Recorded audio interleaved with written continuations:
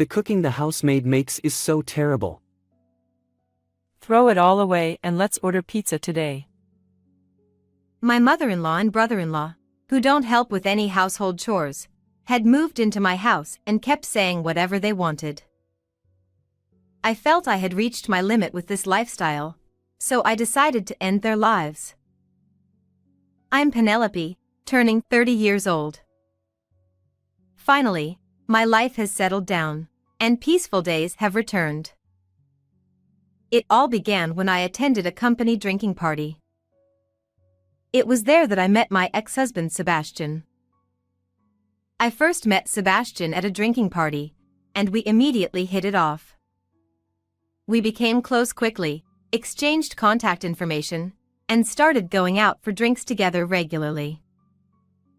Even though we worked in different departments at the company, he would wait until I finished work and would listen kindly when I complained about making mistakes.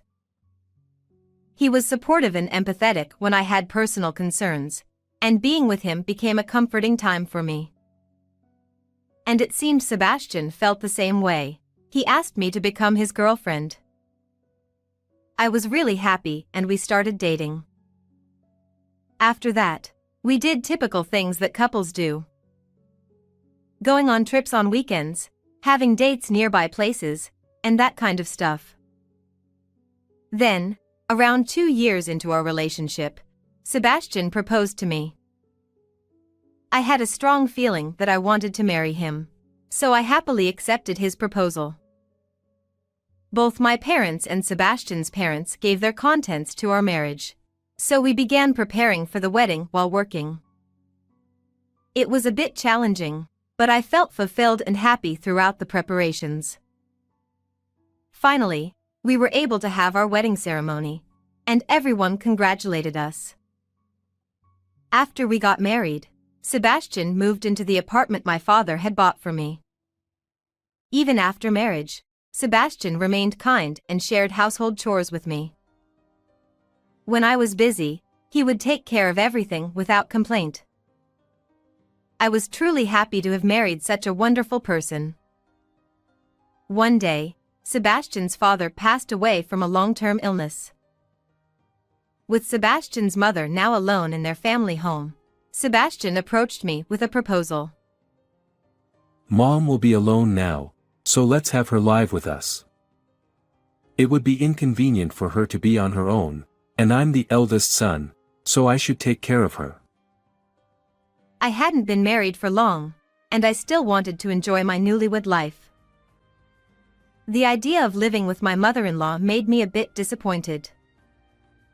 However, I also understood that my mother-in-law must be feeling sad after losing her husband, and I wanted to fulfill my kind-hearted husband's wish. Above all, I thought that if I were in his shoes, I would definitely do the same. So, I decided to accept my husband's request. However, if I had known the tragic events that would happen afterward, perhaps I would haven't agreed to this cohabitation and could have continued to live happily. So we started living with my mother-in-law, but she never washed the dishes she used or left her clothes everywhere even though she was always at home. She settled in but didn't help with any household chores at all. Just as I was feeling frustrated with this situation, another tragedy happened suddenly. It was around the time when people began their long holiday. When we were relaxing at home, my husband's phone rang. Huh. I wonder what's going on. He started talking with someone on the phone. It seemed like it was from my brother-in-law, Adam. My brother-in-law had returned home for a long holiday, only to find that their family home was gone. Apparently, he was shocked, so he called my husband. And after the conversation ended, my husband told me, Adam seems to have come back, but since our family home is gone, he'll be staying with us during the holidays. However, I suddenly had a doubt. I remembered that my brother-in-law works in the hospitality industry and the long holiday period should be a busy season. It didn't seem likely that he could take time off during such a busy time. Isn't it a bit strange? Adam works in the hospitality industry, so how could he come home? Maybe he just happened to get time off. My husband wasn't really interested in talking about it. And about 2 hours later, my brother-in-law arrived at our house. Moreover, he came carrying lots of luggage in both hands and hurriedly entered the house. As soon as my brother-in-law arrived at the house, he immediately confronted my husband. Sebastian, why is our family home gone? After Dad's funeral, Mom would be alone, right? So she sold the family home and moved in with us. Didn't I tell you about it? I didn't hear anything about that. Jeez. My brother-in-law kept complaining to my husband and mother-in-law about the fact that their family home was gone. I have only met my brother-in-law twice, once when my husband and I went to visit his family before we got married, and the second time was at our wedding. My impression of my brother-in-law is that he tends to react with defiance when criticized by my mother-in-law or husband about small things. He comes across as immature, selfish, and somewhat self-centered, and honestly, I find him difficult to deal with. I wonder if this time too he will insist on having his way and continue living in our house like this. Just as I had feared, my bad feeling came true. My brother-in-law said to my husband, You're living in a nice apartment. Do you have any unused rooms or something? There's one room that we're not using. It's just being used as storage. Well then, there's no problem if I move in. He said like that. Of course, both my husband and I opposed the idea of living together with my brother-in-law. Why not? You sold the family home without consulting me. Mon can live here, but why can't I? However, he started throwing a tantrum. Then my husband asked my brother-in-law, What about your job in the hospitality industry? And weren't you supposed to be living in as a trainee? Brother-in-law replied, Well, you see, I've got mentally tired from my current job. I've taken a temporary leave for a while. If my husband heard this, he would definitely find it hard to refuse. He glanced at me, silently pleading for understanding. I shook my head, signaling that it was impossible because my mother-in-law was already living with us. All right. Just for a little while, okay? Seriously? You're the best. However, my husband agreed to it. Even though my husband must have seen I shook my head in disagreement, he still accepted my brother-in-law. I immediately called my husband into the bedroom. Hey, what were you thinking about accepting Adam like that? You saw me shake my head and refuse, didn't you? In response, my husband, true to his kind nature, argued. I couldn't just abandon Adam, could I? However, once we accepted my brother-in-law into our home, it's obvious that it would be difficult to kick him out. I hoped that he would return to work soon. At first, we had a quiet life. But my husband became busier during the peak season and started working overtime on weekends. Then I discovered my brother-in-law's true nature. It was when my husband wasn't around. It seems like my brother-in-law thought I wouldn't say anything. He started giving me orders, like cook him something because he's hungry, or go buy him some cigarettes because he's busy.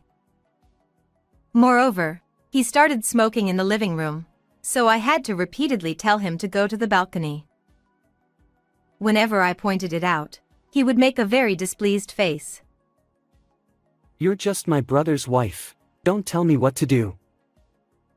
He made sarcastic remarks. My mother-in-law didn't say anything about it either, and she and my brother-in-law both bosses me around. When I cooked dinner, I was told things like, The cooking the housemaid makes is so terrible. Throw it all away and let's order pizza today. My mother-in-law and brother-in-law, who didn't do any house chores, said whatever they wanted to say to me in my house. My brother-in-law who behaves and talks which make it hard to believe he's just a guest. And mother-in-law who lets him do as he pleases without ever reprimanding him. Even though a month had passed since then, my brother-in-law didn't show any sign of returning to work. I wanted to change the situation, so I decided to discuss it with my husband. I told him about his brother's behavior. I couldn't bear it anymore. But, when I had a talk with my husband, he said, Well. It's only been a month. He's probably been through a lot. Let's give him some more time and space. So I said, he's definitely lying about being mentally stressed and taking leave. It's been a month, and he hasn't made any effort to go back to work. And when you're not around, Adam and your mother are constantly bossing me around. I told my husband everything, but he didn't listen at all. I don't get that vibe from either of them when I'm around, so I can't believe it. Are you just making up lies because you want to kick Mom and Adam out of our house? In the end, he called me a liar. Why doesn't he believe me and still take their side? I was so furious. And that's when the incident happened. As I happened to wake up early one morning and headed towards the bathroom, I noticed a burnt smell coming from somewhere. I tried to locate its source and found it was coming from my brother-in-law's room where he was sleeping. I hurriedly opened the door, only to find my brother-in-law had been smoking in bed, and it seemed the cigarette had not been extinguished. There was a burnt spot on the mat where it had fallen. I rushed to get water and managed to extinguish the fire, and I woke him up and yelled at him as I couldn't hold my anger any longer. What were you thinking? I've told you many times not to smoke inside the house. Upon being awakened, my brother-in-law seemed somewhat surprised but quickly responded to me with annoyance. The fire's already out, right? Don't bother waking me up over something done. You're just my brother's wife, so don't get bossy. I couldn't stand him anymore. You know what? You're lying about being mentally stressed and on leave, aren't you? You keep going against everything I say and throwing tantrums like a child. Have some awareness that you're just a guest here. If my husband hadn't allowed it, there's no way I would have let you live here. I let it all out. Upon hearing the commotion, my mother-in-law and husband intervened. Hey, Penelope. What's this all about? How dare you say such things to my son? He's going through a tough time at work right now. How can you yell at someone like that? Unbelievable. That's right, Penelope. Apologize to my brother. What you said just now was way out of line. My husband and mother-in-law ganged up on me, blaming me for everything. Meanwhile, my brother-in-law watched the scene with a smirk on his face. I couldn't understand why I was the one being blamed.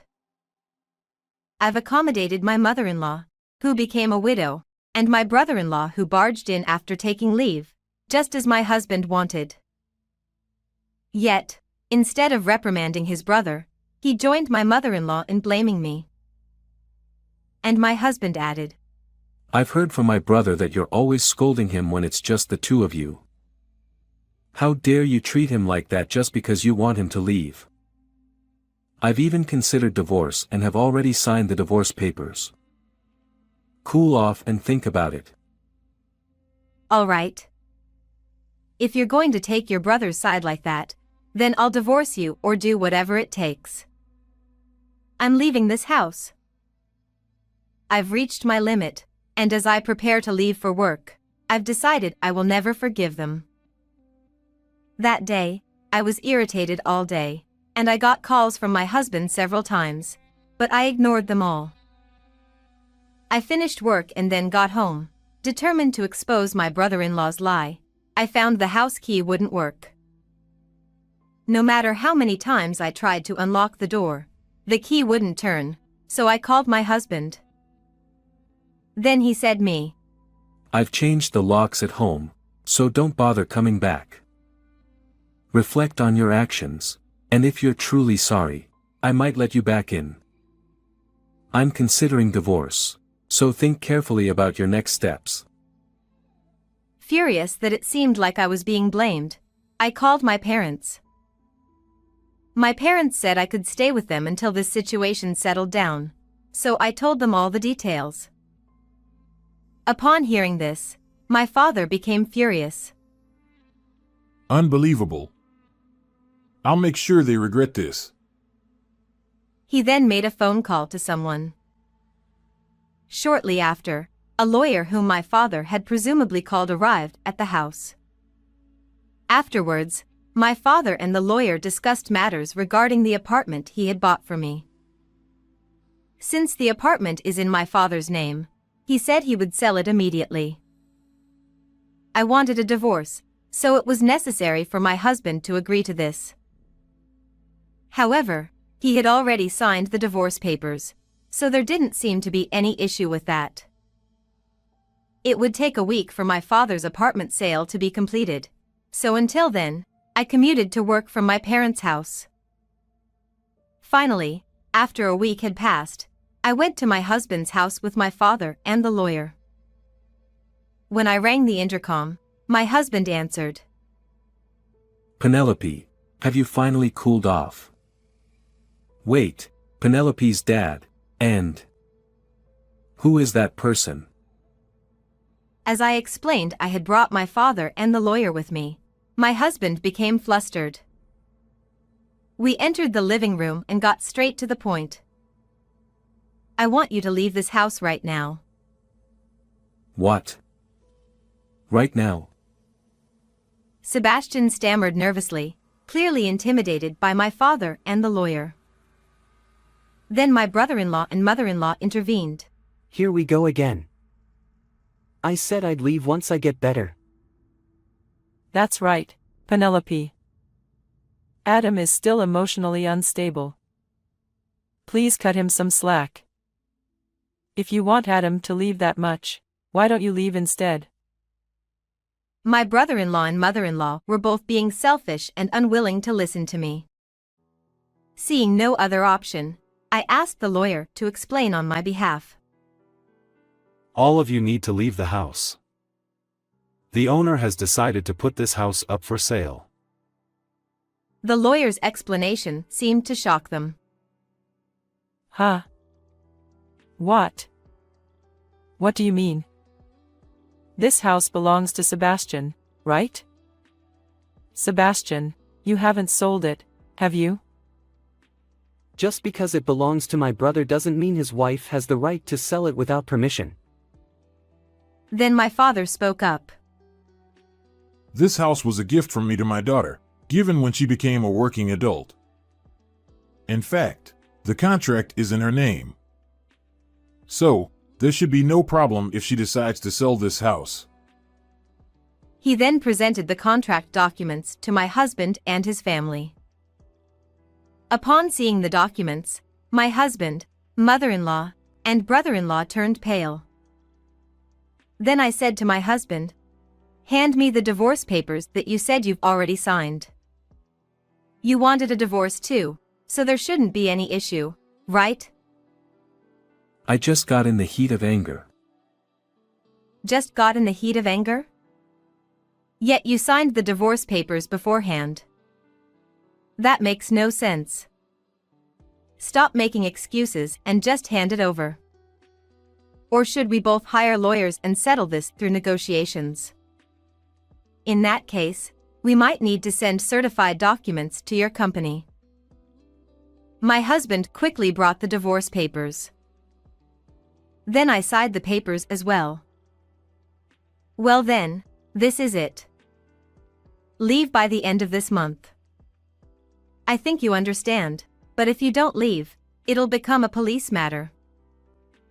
With that, I got up to leave. This is no joke. My brother-in-law shouted angrily as he stood up and tried to grab me. If you lay a hand on us, I'll call the police immediately. For someone supposedly mentally unstable, you're quite aggressive, aren't you? Why don't you get back to work? However, as I said so, he started punching the floor in frustration. Damaging property is also a police matter, you know. I quickly added. Damn it. All right. My brother-in-law yelled in frustration, thrashing about. After that, thanks to the lawyer, the proceedings went smoothly. The divorce was finalized successfully, and I managed to evict my husband and in-laws from the house.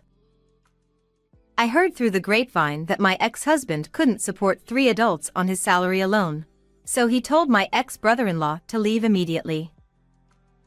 Then, unable to tolerate my ex-husband's words, my ex-brother-in-law reportedly punched him and got arrested by the police. Apparently, this incident shocked my ex-mother-in-law and caused her to develop depression. As for me, I used the money from selling the apartment to buy a new house with my parents, and now we're living happily as a family of 3.